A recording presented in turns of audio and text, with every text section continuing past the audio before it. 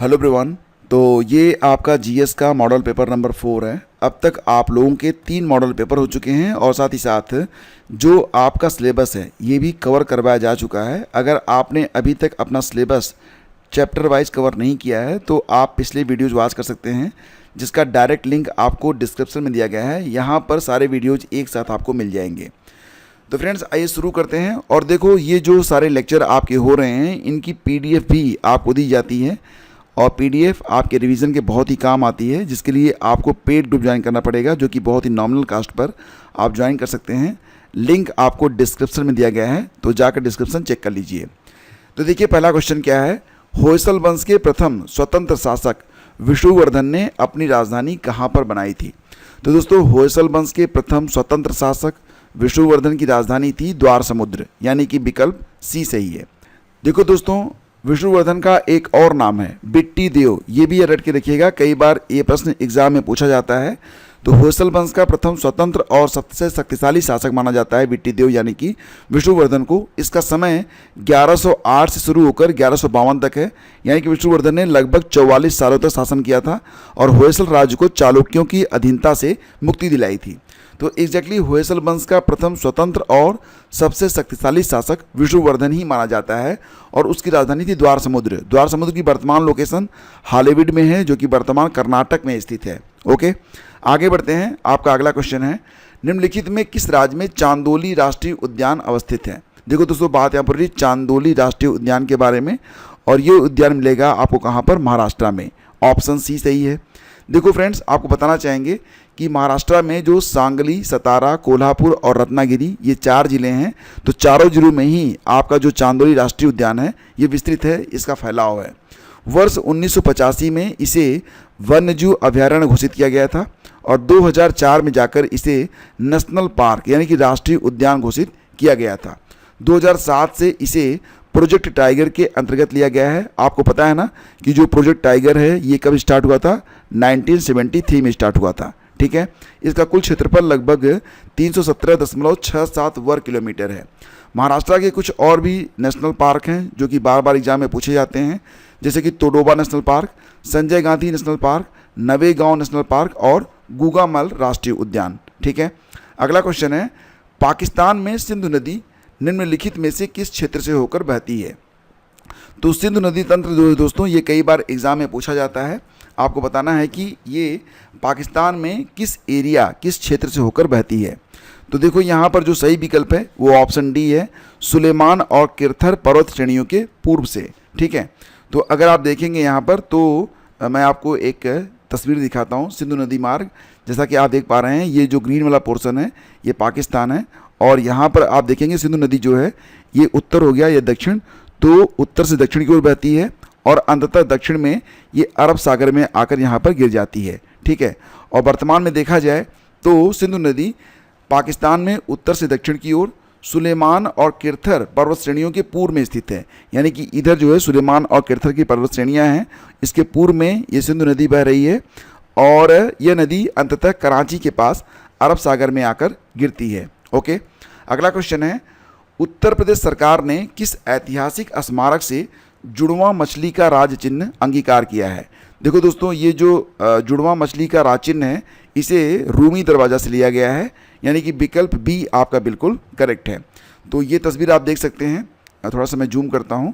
तो राष्ट्रीय चिन्ह की विशेषताएं क्या हैं, जैसा कि देख पा रहे होंगे आप, यहाँ पर देखो 2 मछलियाँ हैं, एक यहाँ पर धनुष बाण भी लिया गया है, और साथ ही साथ आप देखेंगे 2 मछलियाँ ये लखनऊ के नवाबों के प्रतीक हैं, जो तीर धनुष है ये भगवान राम का प्रतीक है, और 3 तरंगें ये गंगा यमुना संगम का प्रतीक मानी जाती हैं। ठीक है, तो इसको आप अच्छे से देखिएगा। तो आपको बताना चाहेंगे कि उत्तर प्रदेश सरकार ने रूमी दरवाज़ा से जुड़वां मछली का राज चिन्ह अंगीकार किया है। यह प्रतीक चिन्ह अवध की संस्कृति और वास्तुकला को दर्शाता है। ठीक है, इसको आप याद रखेंगे और ये काफ़ी इंपॉर्टेंट है, कई बार पूछा भी गया है। तो देखिए, अगला क्वेश्चन है कि चंदेल वंश का प्रथम शासक कौन था। चंदेल वंश का पहला शासक दोस्तों था नन्नुक। ऑप्शन सी करेक्ट है इसमें। ठीक है, देखो दोस्तों, नन्नुक जो कि प्रतिहार शासकों के सामंत थे, चंदेल वंश का प्रथम शासक और संस्थापक माना जाता है नन्नुक को। उन्होंने 9वीं शताब्दी लगभग 831 ईस्वी में बुंदेलखंड, जो कि वर्तमान में बुंदेलखंड है, ये तब जेजाग भुक्ति के नाम से जाना जाता था, जेजाग भुक्ति। तो यहीं पर चंदेल राजवंश की इन्होंने नींव रखी थी। यद्यपि नींव जो है ये नन्नुक ने रखी है, लेकिन अब यशोवर्मन इसका सबसे प्रसिद्ध शासक हुआ है। यशोवर्मन 1925 से लेकर 1950 तक, यानी कि इन 25 सालों में यशोवर्मन ने चंदेलों का पहला शक्तिशाली और स्वतंत्र शासन की स्थापना की थी। तो यशोवर्मन ज़्यादा चर्चित है, हालांकि जो इसका संस्थापक है वो नन्नुक कहा जाता है। ठीक है, अगला क्वेश्चन है, निम्नलिखित में कौन भारत में उष्णकटिबंधीय सदाबहार वन का क्षेत्र है? तो देखो फ्रेंड्स, भारत में उष्णकटिबंधीय सदाबहार वन ये पश्चिमी हिमालय में नहीं है, पूर्वी घाट में भी नहीं है, झारखंड में भी नहीं, ये मिलेंगे आपको मालाबार तट में। और मालाबार तट दोस्तों ये पश्चिमी घाट का हिस्सा है। ठीक है, तो उष्णकटिबंधीय सदाबहार वन, जिन्हें आप ट्रॉपिकल एवरग्रीन फॉरेस्ट के नाम से जानते हैं, उन क्षेत्रों में पाए जाते हैं जहाँ पर वर्षा 200 सेंटीमीटर से अधिक होती है। भारत में ये मुख्य रूप से पश्चिमी घाट, जिसमें मालाबार तट भी शामिल है, असम के ऊपरी भागों और अंडमान निकोबार द्वीप समूह में पाए जाते हैं। दोस्तों बात करें अगर मालाबार तट के बारे में, तो यह केरल और कर्नाटक के पश्चिमी तटीय क्षेत्र में स्थित है। भारी मानसूनी वर्षा के कारण इन घने सदाबहार वनों का यह मालाबार तट एक प्रमुख केंद्र माना जाता है। बाकी अगर हम अन्य विकल्पों के बारे में बात करें तो पश्चिमी हिमालय, यहाँ पर शंकुधारी यानी कि कोनीफेरस वन पाए जाते हैं। पूर्वी घाट, यहाँ पर मुख्य रूप से पर्णपाती वन पाए जाते हैं। और झारखंड, यहाँ उष्णकटिबंधीय पर्णपाती वन पाए जाते हैं। ठीक है, तो आपका जो सही विकल्प है ये मालाबार तट है। अगला क्वेश्चन है, भारत सरकार द्वारा पर्यावरण संरक्षण अधिनियम कब पारित किया गया था? देखो दोस्तों, भारत सरकार के द्वारा पर्यावरण संरक्षण अधिनियम ये 1986 में पारित किया गया था, यानी कि विकल्प डी आपका बिल्कुल करेक्ट है। इसकी एग्जैक्ट तारीख 19 नवंबर 1986 है, 19 नवंबर 1986। 23 मई 1986 को इसे अधिनियमित किया गया था और 1984 की भोपाल गैस त्रासदी के बाद इसे लाया गया एक बहुत ही महत्वपूर्ण कानून माना जाता है, जिसे अम्ब्रेला लेजिस्लेशन भी कहा जाता है। अम्ब्रेला लेजिस्लेशन के नाम से जाना जाता है पर्यावरण संरक्षण अधिनियम को, जो कि पारित हुआ था कब? 1986 में। ठीक है, देखो दोस्तों, इसका जो संवैधानिक आधार है ये संविधान का अनुच्छेद 253 है। ठीक है, अगला क्वेश्चन है, उत्तर प्रदेश में पहला बायोटेक पार्क की स्थापना किस स्थान पर की गई है? तो दोस्तों, उत्तर प्रदेश में जो पहला बायोटेक पार्क बना है ये लखनऊ में बना है। ऑप्शन सी सही है। अगला क्वेश्चन है, कुमायूं हिमालय का सबसे ऊंचा पर्वत शिखर कौन सा है? कुमायूं हिमालय का सबसे ऊंचा शिखर दोस्तों ये नंदा देवी है। तो ऑप्शन बी आपका बिल्कुल करेक्ट है। ठीक है, तो कुमायूं हिमालय का सबसे ऊंचा शिखर नंदा देवी है। यह उत्तराखंड के चमोली जिले में स्थित है। नंदा देवी की जो लोकेशन दोस्तों कहाँ पर है? चमोली में है, उत्तराखंड में। और इसकी ऊंचाई कितनी है?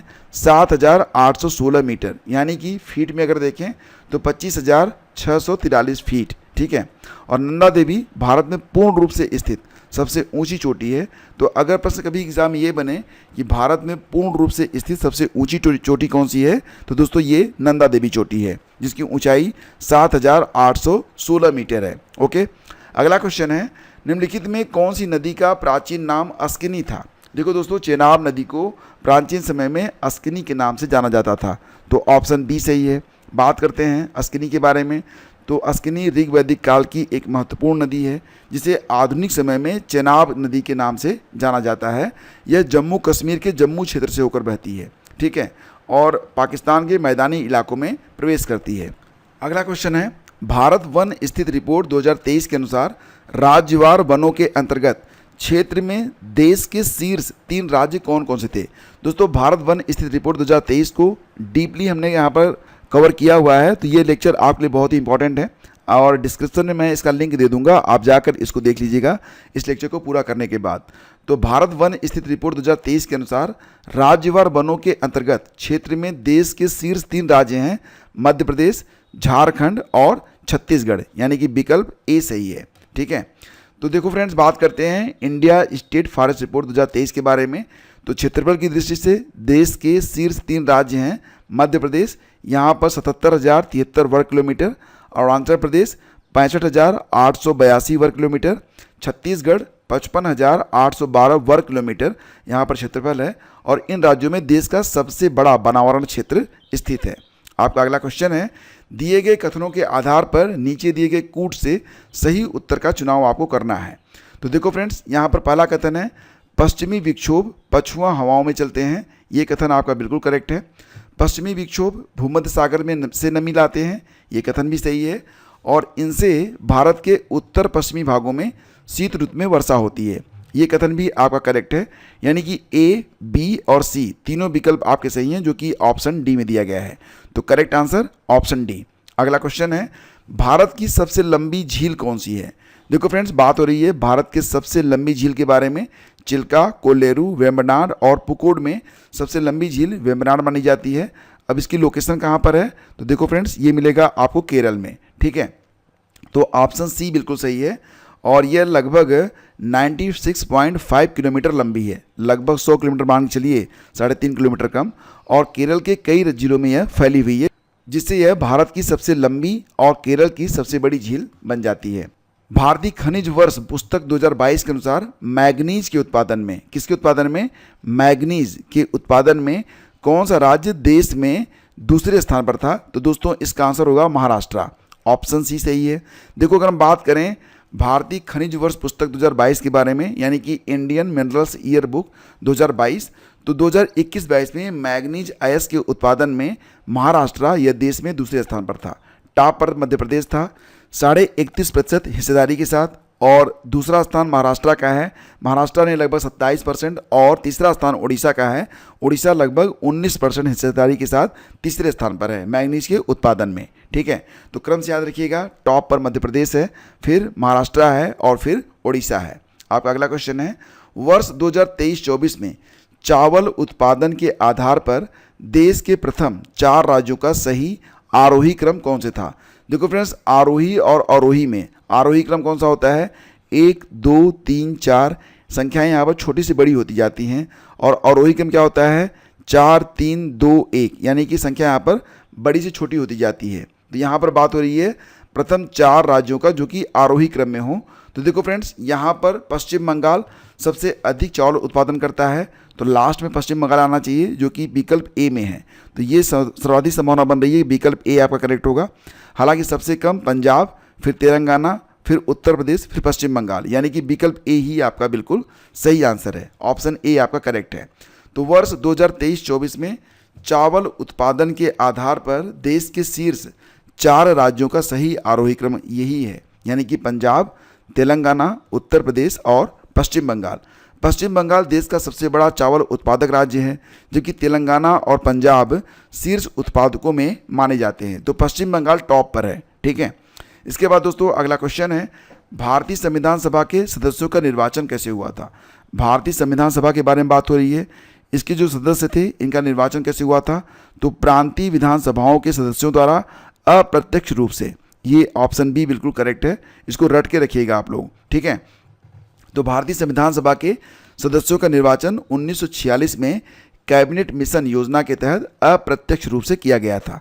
प्रांतीय विधानसभाओं के सदस्यों ने अपने अपने प्रांतों के लिए संविधान सभा के प्रतिनिधियों को एकल हस्तांतरणीय मत, यानी कि सिंगल ट्रांसफरेबल वोट के माध्यम से चुना था, जबकि जो रियासतें थीं उनके प्रतिनिधियों को शासकों के द्वारा नामित किया गया था। तो ये बिल्कुल रट के रखिएगा। अगला क्वेश्चन है उच्चतम न्यायालय के न्यायाधीशों की सेवा शर्तें संविधान के किस अनुच्छेद के द्वारा निर्धारित की जाती हैं। तो दोस्तों बात हो रही है यहाँ पर सुप्रीम कोर्ट के जो जज होते हैं उनकी जो सेवा शर्तें होती हैं वो संविधान के किस अनुच्छेद में वर्णित हैं। तो दोस्तों ये 124(2) में मिलेगा आपको, ऑप्शन डी करेक्ट है। ठीक है, तो भारतीय संविधान के अनुच्छेद 124(2) के अनुसार सुप्रीम कोर्ट के न्यायाधीशों की नियुक्ति, कार्यकाल और सेवा शर्तें निर्धारित की जाती हैं, लेकिन न्यायाधीशों के वेतन, भत्ते और अन्य सेवा शर्तें संसद के द्वारा जो कानून बनाया जाता है, जैसे कि सर्वोच्च न्यायालय न्यायाधीश सेवा अधिनियम 1958 के माध्यम से भी निर्धारित की जाती है। ठीक है, निम्नलिखित में किस कार्य के निष्पादन में लोकसभा और राज्यसभा को समान अधिकार प्राप्त है। तो किस कार्य के निष्पादन में लोकसभा और राज्यसभा को समान अधिकार है। धन विधेयक को पारित करना, ऐसा नहीं है। धन विधेयक यानी कि मनी बिल, यह केवल लोकसभा निचले सदन में ही प्रस्तुत किया जा सकता है। तो ये तो आपका जो ऑप्शन है गलत है। नवीन अखिल भारतीय सेवा का निर्माण, तो इसके लिए दोस्तों जैसा कि आप जानते हैं जो उच्च सदन है, यानी कि इसे केवल राज्यसभा में ही पेश किया जा सकता है? सरकार के विरुद्ध अविश्वास प्रस्ताव पारित करना, ये दोस्तों केवल लोकसभा में आता है। लेकिन संविधान संशोधन विधेयक ये लोकसभा और राज्यसभा दोनों में पेश किया जा सकता है, यानी कि इसका जो विकल्प डी है ये आपका बिल्कुल करेक्ट है। ठीक है, तो भारत में संविधान संशोधन विधेयक पारित करने के कार्य में लोकसभा और राज्यसभा को समान अधिकार प्राप्त हैं।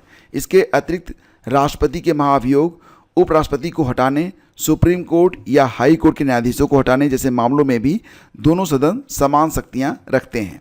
आपका अगला क्वेश्चन है, अक्टूबर 2025 में किस प्रचंड चक्रवाती तूफान ने भारत के पूर्वी तटीय भागों को प्रभावित किया था? तो देखो फ्रेंड्स, अक्टूबर 2025 में कौन सा चक्रवाती तूफान आया था? ये था मोन्था। ऑप्शन सी सही है। बात करें अगर मोन्था के बारे में, जो कि एक साइक्लोन था, तो भारत के पूर्वी तटीय भागों को इसने प्रभावित किया था।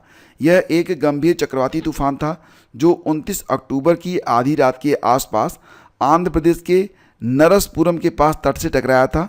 इससे आंध्र प्रदेश, ओडिशा और तमिलनाडु में भारी बारिश और तेज हवाएं चली थीं। आपका अगला क्वेश्चन है, वर्ष 2011 की जनगणना के अनुसार देश में किस राज्य की जनसंख्या घनत्व न्यूनतम है?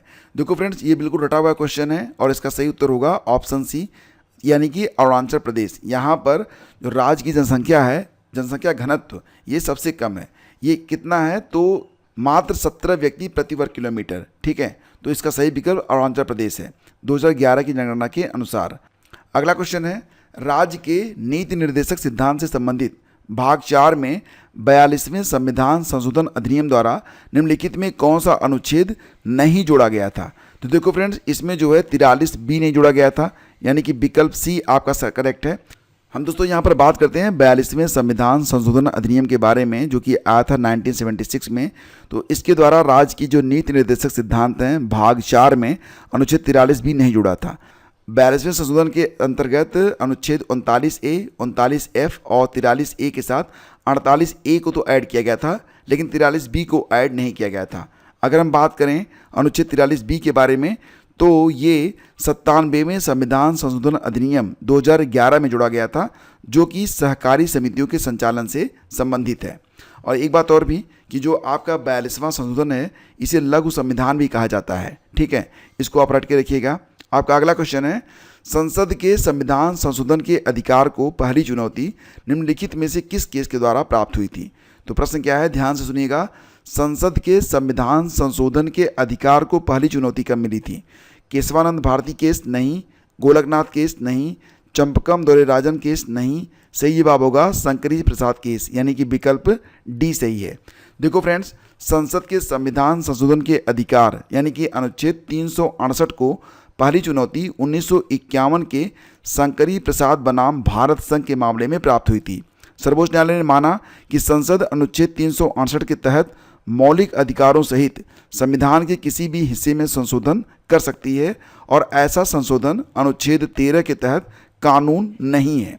हालांकि दोस्तों, सबसे पहले सीमित करने का ऐतिहासिक निर्णय हुआ था गोलकनाथ मामला 1967 में, लेकिन जो पहली चुनौती थी ये शंकरी प्रसाद 1951 में दी गई थी।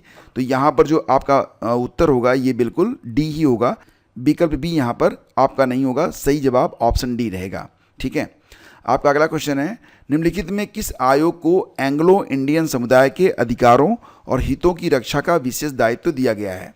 तो दोस्तों, बात हो रही है यहाँ पर एंग्लो इंडियन समुदाय के अधिकारों और हितों की रक्षा का विशेष दायित्व ये किसको दिया गया है? तो दोस्तों, ये दिया गया है राष्ट्रीय अनुसूचित जाति आयोग को। ठीक है, ऑप्शन ए आपका करेक्ट है।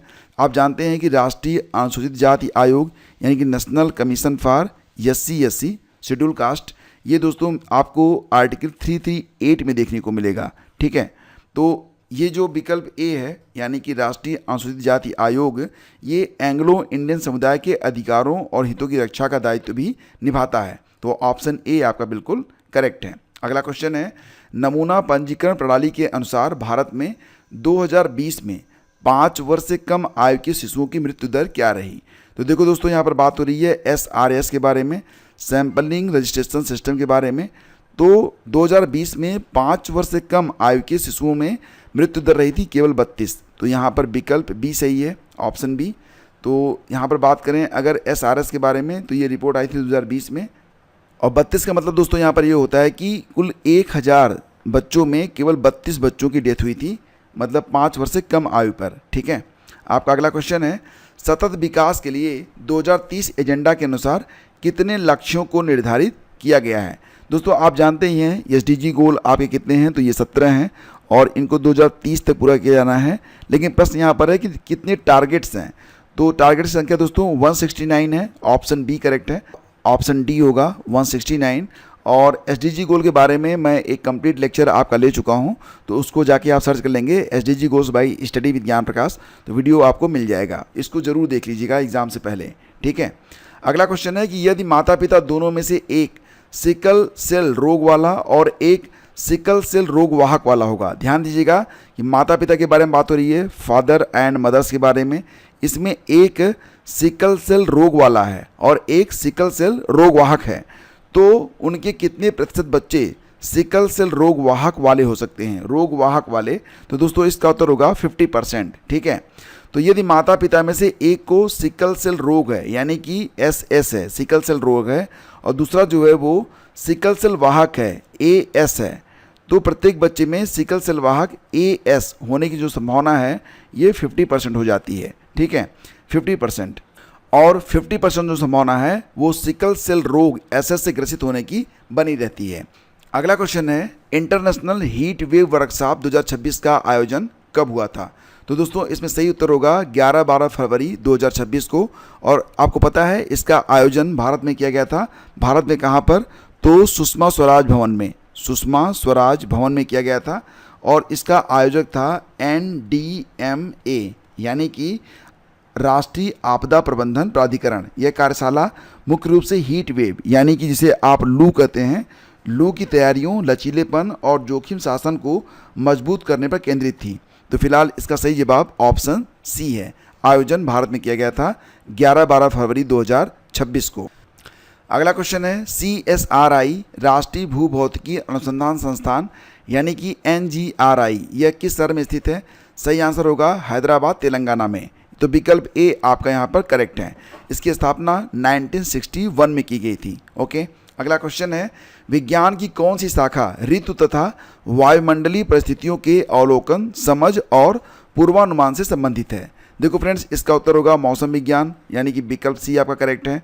मौसम विज्ञान यानी कि इसे इंग्लिश में क्या कहते हैं, मेट्रियोलॉजी। यह वायुमंडल की प्रक्रियाओं का अध्ययन करती है जिससे वर्षा, तापमान और तूफान जैसी अल्पकालिक घटनाओं का सटीक पूर्वानुमान लगाया जा सकता है। अगला क्वेश्चन है, 1980 के दशक के प्रारंभ में प्रक्षेपित वह कौन सा भारतीय संचार उपग्रह था जो कि इनसेट श्रृंखला का पहला पूर्णतः कार्यशील उपग्रह बना था। पूर्णतः कार्यशील उपग्रह, और भारत की दूरसंचार एवं प्रसारण सेवाओं को इसने सुदृढ़ किया था। देखो फ्रेंड्स, ये है आपका इनसेट 1B जो कि लॉन्च हुआ था 30 अगस्त 1983 को, तो विकल्प बी सही है। आपको बता दें कि 1980 के दशक के प्रारंभ यानी कि 1983 में प्रक्षेपित वह भारतीय संचार उपग्रह इनसेट 1B था, और ये इनसेट 1B ये पूर्णतः कार्यशील उपग्रह था। हालांकि इनसेट 1A को अप्रैल 1982 में लॉन्च किया गया था, लेकिन तकनीकी खराबी के कारण वह फेल हो गया था, विफल हो गया था। इसके बाद इनसेट 1B ने भारत की दूरसंचार, टेलीविज़न प्रसारण और मौसम विज्ञान सेवाओं को सुदृढ़ किया था। आपका अगला क्वेश्चन है कि जून 2025 में ग्रुप कैप्टन शुभांशु शुक्ला ने भारत की अंतरिक्ष यात्रा में एक बड़ा मील का पत्थर हासिल करके इतिहास रच दिया था। वह ऐतिहासिक उपलब्धि क्या थी। तो बताइए, वह चंद्रमा पर मानव युक्त मिशन का नेतृत्व करने वाले पहले भारतीय बने थे। गलत। उन्होंने खुले अंतरिक्ष में पहली भारतीय स्पेस वॉक सफलतापूर्वक पूरी की थी। ये भी गलत है। सही आंसर ऑप्शन सी होगा। वह अंतर्राष्ट्रीय अंतरिक्ष स्टेशन ISS पर कदम रखने वाले पहले भारतीय बने और मिशन पायलट के रूप में उन्होंने यह कार्य किया था। तो सही जवाब ऑप्शन सी है। ठीक है, 25 जून 2025 को अमेरिका के कैनेडी स्पेस सेंटर में एक्सियोम मिशन 4 के तहत लॉन्च होकर उन्होंने 18 दिनों तक ISS पर वैज्ञानिक प्रयोग किए थे।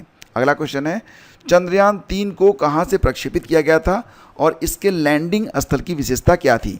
देखो फ्रेंड्स, चंद्रयान 3 पर अभी भी प्रश्न बन रहे हैं, तो बिल्कुल इसको रट के रखना है आपको। तो इसका सही आंसर होगा, इसे लॉन्च किया गया था, प्रक्षेपित किया गया था सतीश धवन अंतरिक्ष केंद्र से। ठीक है, और चंद्रमा के दक्षिणी ध्रुवीय क्षेत्र के पास ये लॉन्च हुआ था। तो ये आपका विकल्प ए बिल्कुल करेक्ट है। इसके बाद अगला क्वेश्चन है, मानव मस्तिष्क का वह कौन सा भाग है जो कि तापक्रम नियंत्रण के लिए उत्तरदायी है। देखो फ्रेंड्स, ये है आपका हाइपोथैलेमस, यानी कि विकल्प सी आपका बिल्कुल करेक्ट है। हाइपोथैलेमस शरीर के थर्मोस्टेट के रूप में काम करता है। यह शरीर के तापमान, भूख, प्यास और भावनाओं को नियंत्रित करने में महत्वपूर्ण भूमिका निभाता है। नेक्स्ट है, कंप्यूटर में EEPROM का मतलब क्या होता है। देखो फ्रेंड्स, EEPROM का मतलब होता है erasable programmable read only memory, यानी कि ऑप्शन डी करेक्ट है। EEPROM एक प्रकार की मेमोरी चिप है जो बिजली की आपूर्ति बंद होने पर भी अपना डेटा बरकरार रखती है। इसे पराबैंगनी प्रकाश के संपर्क में लाकर मिटाया और फिर से प्रोग्राम किया जा सकता है। तो EEPROM मतलब erasable programmable read only memory, option D सही है। और आज का अंतिम प्रश्न है, निम्नलिखित में कौन सी एक AI भाषा नहीं है। देखो फ्रेंड्स, इसका उत्तर आपको देना है और इसका सही आंसर मैं आपको पहले कमेंट में दे रहा हूं, तो आप इसका आंसर करिए या फिर पहला कमेंट चेक करके उसको लाइक कर दीजिएगा। Thank you, have a great day, जय हिंद।